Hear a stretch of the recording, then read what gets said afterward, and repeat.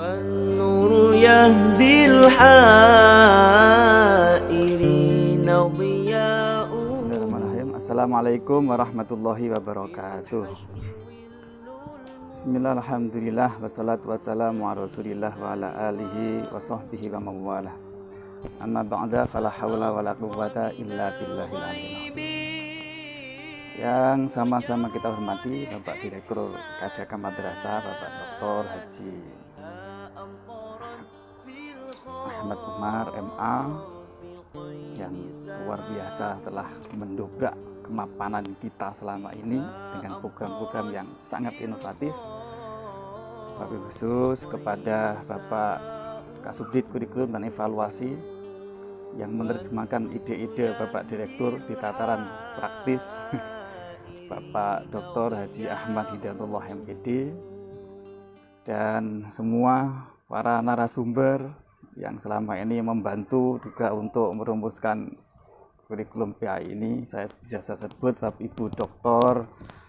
Mamluatul Hasanah, kemudian Bapak Dr. Muhajir MSI. MSI itu Master Segala Ilmu. Wabil khusus Ketua Imla Bapak Dr. Haji Tulus Mustafa. Apa kabar Bapak? Alhamdulillah.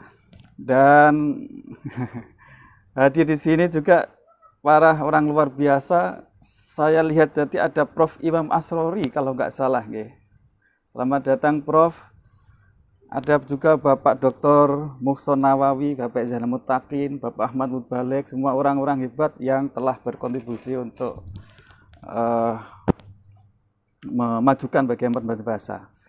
Kemudian ada juga para penulis buku, penilai buku, dan luar biasa. Alhamdulillah saya bisa bergabung di tempat yang mubarak ini dalam rangka seminar nasional. Kepada saya diberikan tema bagaimana arah perubahan pembelajaran bahasa Arab. Kalau tadi Bapak Direktur menyampaikan bagaimana gebrakan-gebrakan yang diinginkan Kementerian Agama ini ke depan terkait dengan kurikulum madrasah, kemudian bagaimana bahasa Arab, kemudian Bapak Kasubdit menerjemahkan itu dalam tataran implementatif melalui regulasi-regulasi, menjelaskan tentang bagaimana inovasi itu dilakukan melalui KMA 184. Nah, bagian saya adalah bagaimana menerjemahkan keinginan Kementerian Agama dalam perubahan pembelajaran bahasa Arab untuk perspektif KMA 183 tahun 2019 tentang kurikulum PAI dan bahasa Arab pada madrasah. Bapak Ibu sekalian, ini lengkap sekali rupanya. Ada 3 hal yang nanti akan kita diskusikan untuk mendasari apa yang akan saya sampaikan terkait dengan perubahan pembelajaran bahasa Arab. Secara umum nanti saya sampaikan, kita diskusikan bagaimana kekhasan madrasah yang harus kita pegang dan kita pertahankan. Kemudian kita coba untuk bagaimana mendudukkan posisi bahasa Arab dalam konteks kurikulum madrasah serta keilmuan agama lainnya. Kemudian kita diskusi secara mendetail lagi bagaimana sih arah perubahan pembelajaran bahasa Arab yang tercantum di dalam KMA 183 ini. Itu kira-kira yang akan kita diskusikan. Berapa menit Ibu Moderator bisa disediakan? Semoga cukup. Oke. Bapak Ibu sekalian, baik. Kekhasan madrasah itu sebetulnya tidak hanya pada jumlah mata pelajaran PAI yang dengan jumlah jam pelajaran yang cukup pada madrasah yang berbeda dengan sekolah. Di sana ada 5 madrasah PAI, ada 5 mata pelajaran PAI, 10 jam mata pelajaran normalnya dan bisa ditambah menurut penjelasan Bapak Kasubdit tadi itu. Dan secara khusus untuk program MAPK itu ada 9 mata pelajaran. Jadi Al-Quran Hadis dipecah lagi menjadi 4 mata pelajaran. Ada tafsir, ilmu tafsir, hadis, ilmu hadis. Akidah akhlak dipecah menjadi 2, ada ilmu kalam dan ilmu tasawuf, akhlak tasawuf. Fikih ada dua, dipecah menjadi fikih dan usul fikih, SKI dan bahasa Arab. Bahasa Arab pun ini dipecah. Ada bahasa Arab yang memang sasarannya untuk bagaimana membekali kompetensi keterampilan untuk 5 maharo itu, tapi secara khusus untuk MAPK ini bekali untuk bagaimana bekal mendalami ajaran-ajaran agama yang pada umumnya memang ditulis dalam bahasa Arab. Nah, selain itu sesungguhnya yang paling penting lagi adalah bahwa tatanan nilai yang ada di dalam madrasah itu dijiwai dan diwarnai oleh nilai-nilai agama Islam sendiri. Nah, inilah mungkin yang harus menjadi ciri khas kita madrasah dengan dibedakan dengan sekolah. Nah, ajaran-ajaran Islam yang dikembangkan mesti harus moderat, tidak ekstrim kanan dan ekstrim kiri, mengingat bahwa akhir-akhir ini perkembangan keberagamaan kita sudah mulai ada kecondongan ke ekstrim kanan maupun kiri. Nah, kita madrasah harus mampu mendudukkan bagaimana pemahaman agama itu diposisikan dalam posisi yang tengah, moderat. Holistik mencakup semua aspek, kemudian semua yang kita lakukan dalam madrasah, mulai dari kepala madrasah sampai siswa para peserta didiknya harus berdimensi ibadah. Serta orientasinya diarahkan untuk bagaimana menggapai kebahagiaan dunia dan sekaligus akhirat. Jadi sekaligus akhirat. Kenapa ini menjadi penting? Karena di tengah-tengah kehidupannya semakin modern, hedonis, materialistis, dan sekuleristik ini menjadi penting kita kembalikan ruh madrasah yang dulu lahirnya madrasah itu sesungguhnya dari pendidikan-pendidikan pesantren yang kental dengan nilai-nilai keakhiratan, nilai ukhrawi ini. Nah, sekali lagi mengawinkan dua hal inilah menjadi ciri khas madrasah. Jika madrasah tidak mengembangkan dua hal ini, saya kira kemadrasahnya dipertanyakan. Baik Bapak Ibu sekalian. Nah, bagaimana posisi bahasa Arab di dalam kancah ilmu syar'i? Kalau Al-Ghazali misalnya membagi ilmu itu ada syar'i, ghairu syar'i.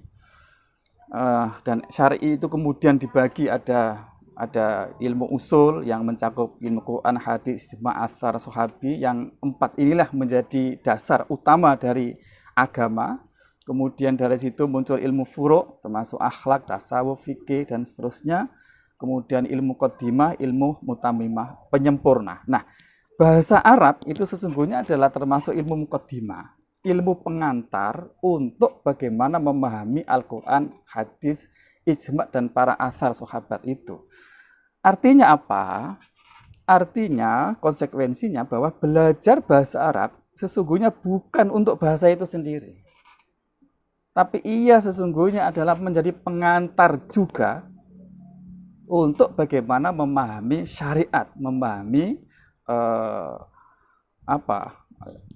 aturan-aturan, hukum-hukum yang tercangkup di dalam Al-Quran, hadis maupun ijma' athar sahabat.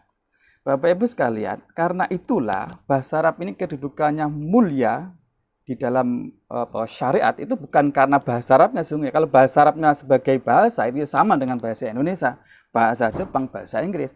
Namun ia menjadi sangat mulia itu karena semata-mata menjadi perantara untuk bagaimana memahami ilmu usul tadi, yaitu Al-Quran, hadis, ijma'. Nah, karena itulah belajar bahasa Arab ini pun tidak boleh, ketika mempelajari bahasa Arab di madrasah, tidak boleh lepas dari konteks itu. Konteks ibadah. Konteks bahwa ia sedang melakukan sesuatu yang sangat luhur, yaitu mempelajari syariat itu sendiri. Nah, karena itu nanti pada akhirnya ya, baik ilmu syar'i, ghairu syar'i, ilmu umum, ilmu agama, okelah, dualisme itu, tapi apapun itu, apakah termasuk sebagai ukhrawi maupun duniawi, itu sangat tergantung kepada bagaimana niat ketika mempelajarinya.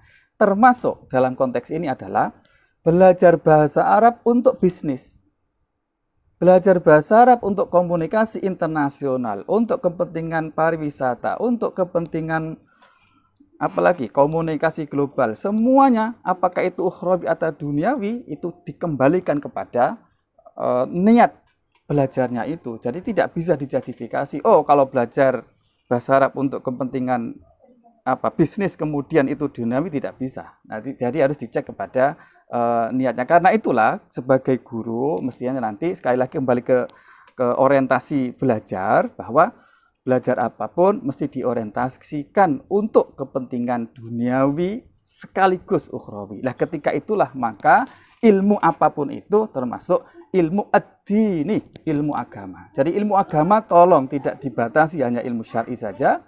Ilmu ghairu syar'i, ilmu umum itu termasuk bisa kategori ilmu agama kalau itu dijadikan sebagai wasilah untuk ukhrawinya. Untuk penjelasan detailnya, saya rekomendasikan misalnya membaca buku nuansa fikih sosialnya Mbah Sa'al Mahfud misalnya itu. Jadi saya khawatir bahwa nanti kalau ada anak-anak kita belajar ilmu bahasa Arab pendetil, kemudian itu diperuntukkan bisnis dan seterusnya, kemudian ini dituduh sebagai hanya kepentingan duniawi belaka. Padahal itu tidak. Nah, sepanjang itu orientasinya untuk wasilah kebahagiaan dunia ukhrawi, maka itu termasuk akhirat.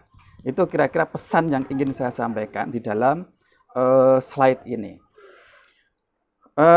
Termasuk aktivitas semuanya lah. So, aktivitas yang dilakukan oleh Bapak Ibu guru, kepala madrasah ketika tanda tangan teret-teret di depan meja untuk kebijakan madrasah misalnya, sepanjang itu diniatkan untuk kebaikan duniawi sekaligus ukhrawi, maka itu adalah aktivitas ibadah, aktivitas ukhrawi, dan itu termasuk beramal yang konsekuensinya nanti di akhirat ada pahalanya. Nah, Bapak Ibu sekalian, bicara tentang esensi perubahan kurikulum, ada 4 pokok yang kita diskusikan. Pertama, gimana sih tujuan pengembangan kurikulum, kemudian rasionalisasi pengembangan bahasa Arab itu sendiri, nanti saya merujuk pada bahasa Arabnya. Karakteristik kurikulum bahasa Arab yang diinginkan dalam kurikulum madrasah perspektif 183 itu kayak apa, kemudian pola pikir dalam pembelajaran dan penilaiannya nanti ke depannya kayak apa, ya, yang diamanatkan di dalam KMA 183 ini. Nah, Bapak Ibu sekalian, ini kira-kira tujuan pengembangan kurikulum madrasah. Kalau aspek PAI oke, bisa dibaca. Saya ingin fokus kepada tujuan bahasa Arab. Ada 2 pesan utama yang ingin dicapai pembelajaran bahasa Arab dari kurikulum. Yang pertama adalah mempersiapkan peserta didik yang memiliki kemampuan menggunakan bahasa Arab. Ini tadi yang oleh Pak Direktur disebutkan belajar berbahasa Arab. Jadi paradigmanya bukan belajar tentang bahasa Arab, tapi belajar berbahasa Arab. Nah, kemudian yang berikutnya adalah, yang kedua adalah mempersiapkan peserta didik, bagaimana peserta didik itu mempunyai cukup pengetahuan dan keterampilan dengan bahasa Arabnya itu untuk menggali menggali ajaran Islam itu dari sumber aslinya yang pada umumnya memang menggunakan bahasa Arab. Kenapa? Karena belajar bahasa Arab dengan langsung dari sumber yang berbahasa Arab itulah yang memungkinkan kita belajar melalui proses isnad, atau melalui rantai keilmuan yang sambung sampai Kanjeng Nabi, sampai kepada malaikat Jibril, sampai Gusti Allah Subhanahu wa taala. Jadi kalau hanya belajar terjemah, belajar agama dari terjemah, itu akibatnya ya dangkal, kemudian tidak komprehensif dan seterusnya, sehingga cara beragamanya itu tidak menjadi moderat. Tapi kalau anak-anak kita itu kita bekali cukup alat ilmu untuk menggali ajaran Islam dari sumber aslinya, yaitu kitab kuning yang berbahasa Arab itu, maka insya Allah anak-anak kita akan berpikir komprehensif, tidak ekstrim kanan maupun ekstrim kiri. Nah, untuk amanat yang kedua ini, itu madrasah kita menyiapkan apa yang disebut dengan madrasah program keagamaan. Ada 2 ya, ada madrasah peminatan keagamaan dan madrasah program keagamaan. 2 ini memungkinkan untuk mempelajari secara mendalam ilmu-ilmu alat bahasa Arab ini untuk menggali ajaran agama Islam melalui sumber, karena madrasah aliyah program keagamaan maupun madrasah peminatan keagamaan ini yang saya maksud tadi, dia akan mendapatkan 9 mata pelajaran yang saya sebut di awal sebagai pengembangan mata pelajaran PAI itu, sehingga diharapkan cukup untuk bisa memahami agama itu dari sumber aslinya. Nah, kurikulum bahasa Arab yang dituangkan dalam 184 ini memang dilatar belakangi beberapa tantangan baik internal maupun eksternal. Tantangan internalnya misalnya faktanya selama ini kita belajar bahasa Arab itu masih cenderung strukturalis. Dalam implementasinya ya, sebetulnya sih menurut beberapa kajian KMA 165 itu sudah diarahkan untuk komunikatif. Namun implementasinya masih terkendala, selalu strukturalis. Strukturalis artinya cara anak belajar bahasa Arab itu mau ngomong bahasa Arab saja itu mikir. Ini mubtada'nya mana, khobar mana, fi'il fa'ilnya, maf'ulnya mana, sehingga nggak ngomong-ngomong. Maka yang terjadi adalah apa yang disampaikan Pak Direktur tadi itu, belajar 12 tahun tapi begitu lulus ya tidak berani untuk ngomong karena terbebani dengan struktur itu. Nah, karena itulah diharapkan pengembangan bahasa Arab ke depan itu cara belajar tidak terlalu terbebani dengan struktur itu, namun bagaimana merubah strukturalis itu menjadi belajar bahasa Arab yang fungsionalis. Nah, Bapak Ibu sekalian, yang berikutnya adalah tantangan peran bahasa Arab sebagai alat belajar agama dan lemahnya minat belajar dari sumber autentik bahasa Arab. Seiring dengan perkembangan zaman yang konten-konten agama itu luar biasa sekarang itu beredar di dunia internet. Anak begitu mudah mendapatkan konten itu secara instan, sehingga daya saringnya terhadap ajaran agama itu menjadi lemah. Karena itu madrasah punya tanggung jawab untuk membekali peserta didik, membekali kompetensi dan keterampilan untuk menggali ajaran agama itu ya dari sumber aslinya. Karena itulah Bapak Ibu sekalian, secara konten dan penyajiannya bahasa Arab dituntut untuk disajikan dalam sistem komunikatif, ekspresif, fungsional, inspiratif, dan menantang. Inilah tantangan para insan yang menekuni bahasa Arab ke depan, termasuk IMLA. Saya kira harus ikut mengambil tanggung jawab ini, bagaimana mengemas pola pembelajaran bahasa Arab itu betul-betul komunikatif, ekspresif, fungsional, artinya bisa digunakan untuk ngomong, kemudian inspiratif dan menantang. Nah, secara eksternal, bahasa Arab jelas menjadi bahasa internasional PBB, kemudian bahkan bahasa Arab ini menjadi bahasa komunikasi untuk dunia ekonomi, pariwisata, politik, teknologi, dan seterusnya. Kemudian kemajuan teknologi informasi dan komunikasi yang menyediakan konten agama secara instan tadi itu. Karena itu berdasarkan dua hal ini, maka orientasi pembelajaran bahasa Arab ke depan mesti harus komunikatif, fungsional, sehingga dia dapat berperan dalam percaturan dunia global. Nah, harus juga memotivasi dan membekali kemampuan didik dalam berbahasa Arab untuk mendalami ajaran agama Islam dari sumber autentik. Dari dua hal sekaligus, berkomunikasi dan sebagai alat wasilah untuk mempelajari agama itu sendiri. Nah, karakteristik yang diinginkan oleh KMA ini adalah pertama bahwa kurikulum bahasa Arab dikembangkan untuk meningkatkan keterampilan. Titik tekannya adalah keterampilan. Ada 4 keterampilan setidaknya, yaitu keterampilan takallum, berbicara, kemudian istima, mendengar, kemudian merespon dengan bicaraan, kemudian memproduk dalam bentuk tulisan, dan takallum, istima, kemudian kitabah dan qiraah. Nah, keterampilan artinya sebetulnya bahasa Arab itu tidak murni pengetahuan, tapi ia dituntut untuk keterampilan berbahasanya itu yang menjadi titik tekan. Nah, yang berikutnya adalah bahwa bahasa Arab ke depan tidak diajarkan untuk bahasa sendiri, tapi sebagai media pengembangan cara berpikir dan cara membentuk kepribadian itu sendiri. Ini yang tadi disampaikan Bapak Kasubdit. Bahasa Arab tidak lagi fokus kepada qawaid yang membelenggu itu, tapi bagaimana mendorong peserta didik itu untuk berani berucap, jadi sehingga bahasa Arab betul-betul fungsional dan aplikatif. Entah bagaimana caranya, nanti secara detail pendekatan bagian pembelajarannya, insya Allah pada narasumber berikutnya Ibu Mamlu akan menjelaskan bagaimana strateginya.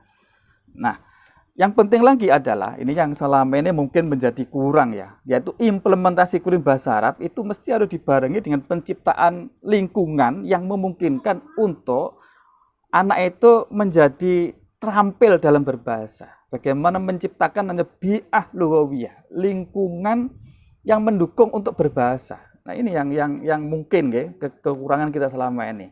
Nah, dengan kurikulum ini nanti bagaimana di tataran madrasah itu tidak hanya bahasa Arab itu diterapkan di dalam kelas, namun juga diperluas ketika di lingkungan madrasah, ketika anak istirahat. Bisalah dibagi misalnya per area. Di area ini misalnya ya, menciptakan BA ini tidak boleh sama sekali berbahasa selain bahasa Arab. Nah, dibatasi area tertentu.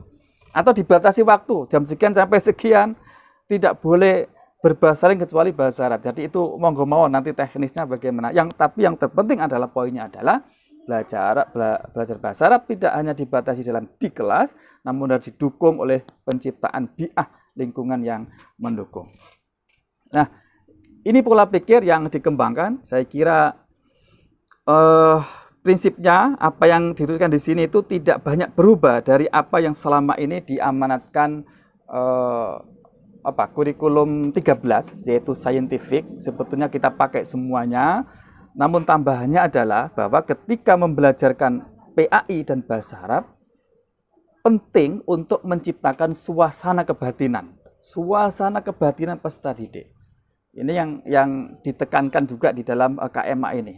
Apa artinya? Bahwa pengkondisian di lingkungan madrasah, di suasana di kelas, itu mesti memungkinkan untuk bisa tertanamnya akhlak mulia yang di situ melalui dua metode, yaitu tazkiyatun nafsi, bagaimana membersihkan jiwa dari akhlak yang madmumah, kemudian tahliyah, menghiasi diri dengan akhlak yang mahmudah. Saya kira pembelajaran dengan penciptaan suasana inilah nanti akan sangat punya pengaruh besar terhadap penanaman akhlak pada diri anak-anak kita. Jadi akhlak tidak diajarkan, tapi akhlak itu ditanamkan melalui penciptaan suasana kebatinan anak ketika proses pembelajaran itu. Nah, karena itulah penting untuk diterapkannya apa disebut dengan pola pengelolaan pembelajaran dengan pola pengembangan religius. Religius ini artinya bahwa pembelajaran PAI itu mesti punya pengaruh di dalam mempengaruhi anak cara berpikir, cara bersikap, dan cara bertindak. Nah, bagaimana menurunkan nilai-nilai agama Islam, nilai-nilai PAI itu, sehingga nilai-nilai itu menjadi cara berpikir, bersikap, dan bertindak semua insan madrasah yang nanti kemudian akan menjadi pola bagi anak-anak kita dalam berpikir, bersikap, dan bertindak. Nah, lalu bagaimana perubahan dalam pendekatan pembelajaran dan penilaian di dalam KMA ini? Pembelajaran yang tadi tantangan internal kita itu kan tadi saya sebutkan bahwa terlalu strukturalis. Maka salah satu upaya yang ingin kita terapkan dalam perubahan bahasa Arab ini adalah kita menerapkan apa yang disebut dengan pembelajaran berbasis teks atau pedagogic genre. Mengapa ini yang dipilih? Karena ini ternyata menurut diskusi dan penelitian bahwa ini lebih efektif untuk mengantarkan siswa kita untuk mampu berkomunikasi dengan baik secara lisan maupun tulisan, karena pembelajaran telah diarahkan secara struktur dan sistematis. Jadi mulai dari membangun konteks, kemudian bagaimana memberikan contoh, kemudian dilatihkan secara terbimbing, dan kemudian dia memproduk sendiri bahasa yang ingin dituturkan dan seterusnya. Ini diharapkan tidak sekedar memberikan keterampilan untuk berwacana, berbicara, keterampilan untuk menyimak, kemudian merespon dengan keberanian berbicara, tapi juga di situ mengandung maksud untuk menanamkan apa yang disebut dengan 4C itu, yaitu critical thinking, kemudian kemampuan berkolaborasi, kemampuan berkomunikasi, dan kemampuan untuk berkreasi atau berinovasi. Ya. 4C ini yang kemudian kita kenal dengan nanti kelak penilaian HOTS itu diharapkan akan terbentuk melalui proses pembelajaran yang berbasis genre ini. Itu kira-kira nanti detailnya bagaimana implementasinya saya kira Ibu Mamluah ahlinya, tapi amanat dari KMA ini mengamanatkan bahwa pembelajaran kita rubah menjadi pendekatannya genre. Nah, dari aspek penilaian diarahkan bagaimana keseimbangan 4 maharoh, 4 keterampilan dasar di dalam berbahasa itu betul-betul menjadi tujuan utama dari apa yang kita inginkan dengan kurikulum ini. Yang pertama ada keterampilan memahami, yang memahami ketika mendengarkan dan memahami ketika membaca. Jadi kompetensi istima dan kiroahnya. Kemudian tidak cukup hanya memahami saja.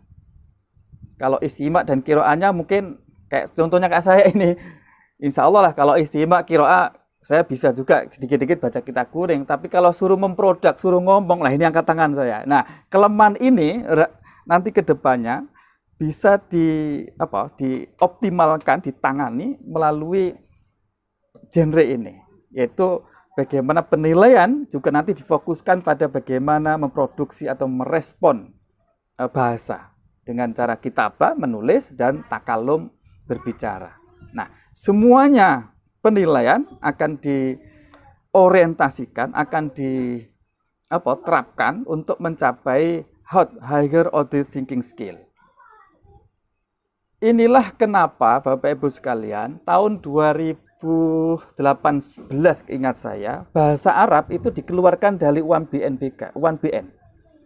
Ia dikeluarkan kemudian tidak lagi diujikan secara nasional, tapi diserahkan kepada madrasah melalui USBN ya, melalui USBN. Pertimbangannya ini, karena ternyata ujian yang dengan komputer itu tidak pernah bisa mengukur ketercapaian peserta didik kita dalam terampil untuk mendengar, membaca, menulis, dan berbicara. Nah, diharapkan ke depan penilaian dalam pembelajaran bahasa Arab ini betul-betul fokus pada keterampilannya ini. Jadi bukan pada kognisi pada pengetahuannya, tapi keterampilan ini. Itu salah satu alasan kenapa bahasa Arab dulu menjadi USBN bukan menjadi UMBN. Nah, itu semuanya sekali lagi akan sangat menarik, sangat bermakna apabila semua diorientasikan untuk HOT. Yang paling akhir, Bapak Ibu sekalian, penilaian kita ingin melalui KMA ini mengarus utamakan kepada apa yang disebut dengan assessment as learning dan assessment for learning. Jadi ada 3 paradigma penilaian, yaitu penilaian sebagai pembelajaran itu sendiri, kemudian penilaian untuk memperbaiki proses pembelajaran, dan penilaian untuk mengukur ketercapaian hasil pembelajaran. Nah, menurut hasil penelitian, menurut hasil penelitian yang ini sebuah penelitian dilakukan oleh, saya lupa, kalau nggak salah ini di Australia, terhadap variabel apa sih sebetulnya yang dapat meningkatkan hasil belajar. Ternyata kesimpulannya adalah umpan balik terhadap peserta didik itu menyumbangkan 9 poin hasil belajar dengan biaya yang sangat murah. Jadi yang warna oranye ini adalah biayanya, kemudian yang warna biru tua ini adalah sumbangan terhadap hasil belajar. Yang kedua, baru kemudian pembelajaran yang metakognitif. Kita bandingkan coba. Pembelajaran dengan mengurangi jumlah peserta didik dalam satu kelas kurang dari 20 orang, itu ternyata hanya menyumbang 3 poin hasil belajar dengan biaya yang sangat mahal, yaitu 5 poin. Ini artinya apa? Artinya bahwa penilaian hasil belajar yang fokus kepada feedback kepada anak-anak kita itu ternyata sangat menunjang di dalam hasil belajar anak-anak kita. Lalu apa yang bisa kita lakukan dengan penilaian hasil belajar dan mementingkan kepada umpan balik ini? Pertama adalah kita harus dalam penilaian itu memastikan bahwa peserta didik paham betul tentang apa kekurangan dia dan kelebihan dia di dalam mengerjakan soal itu. Ini kalau konteks penilaian ulangan. Tidak berhenti di situ. Kalau memastikan paham ini mungkin hanya ngoreksi kemudian diberikan selesai. Tapi tidak berhenti di situ. Anak perlu diberikan pemahaman apa yang harus diperbaiki dalam dirinya itu untuk meningkatkan atau memperbaiki kekurangannya dan memanfaatkan kelebihannya. Kemudian anak kita dampingi untuk menyadari apa yang harus dilakukan dan bagaimana melakukannya. 3 hal ini kita pastikan anak itu betul-betul paham ketika setiap penilaian. Dan kemudian kita kontrol sehari-hari bagaimana pelaksanaannya di lapangan. Apakah dia sudah cukup bersedia melakukan apa-apa yang mesti harus dilakukannya untuk memperbaiki dirinya. Guru apabila dengan telaten, dengan sabar melakukan 4 hal ini, inilah menurut penelitian ini akan meningkatkan sangat signifikan untuk meningkatkan hasil belajar anak-anak itu. Namun sekali lagi untuk ini memang butuh kesabaran, butuh ketelatenan, dan satu lagi adalah butuh hubungan antara guru dengan murid itu betul-betul dibangun dalam suasana yang nyaman, yang saya sebutnya dengan suasana mahabbah fillah, yang tadi di depan suasana kebatinan yang mendukung tadi itu memungkinkan memungkinkan kita melakukan ini kalau hubungan guru murid dibangun dalam suasana kebatinan yang baik gitu. Nah, paling akhir Bapak Ibu sekalian, dari apa yang disampaikan Bapak Direktur, dijelaskan Bapak Kasudit, kita betul-betul tertantang untuk berani melakukan perubahan. Berani melakukan apa? Khususnya kepada Bapak Ibu para anggota IMLA, ditantang betul untuk bagaimana kita berani untuk melakukan kreasi-kreasi, berinovasi yang selama ini keluhan kita, mungkin anak-anak kita belajar 12 tahun, mulai MI sampai SMA, sampai aliyah, begitu lulus tapi ternyata tergagap-gagap untuk ngomong, untuk memproduk dengan bahasa Arab. Saya kira itu tantangannya dan itu kata kuncinya, berani berkreasi, berinovasi, dan satu lagi, mengadaptasi terhadap teknologi. Hampir kita itu sudah tidak bisa lepas dari teknologi ini. Karena itu jangan sampai madrasah ketinggalan penggunaan teknologi ini. Dan alhamdulillah kemarin baru saja di launching tentang bagaimana penggunaan teknologi dalam proses pembelajaran oleh Pak Direktur.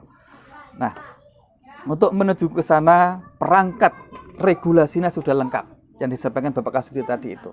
Disediakan KMA 183 dan KMA 184 yang memberikan ruang perlindungan kepada Bapak Ibu sebagai guru madrasah untuk mengembangkan kreativitas tadi itu.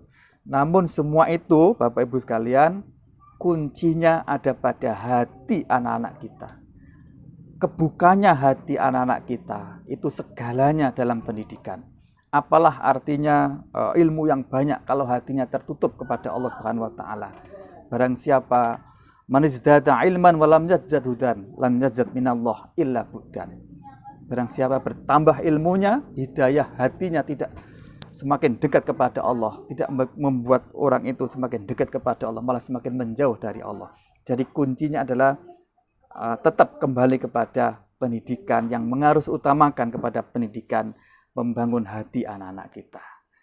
Sekian, apapun semoga bermanfaat. Billahi taufik wal ismah. Apapun yang baik itu semata-mata adalah taufik karena Allah, dan kita bisa terhindar dari keburukan apapun. Itu memang ismah dari Allah Subhanahu wa taala. Akhirul kalam. Wallahul muwaffiq ila aqwamit thoriq. Wassalamualaikum warahmatullahi wabarakatuh. تلقى من الغيب المجرد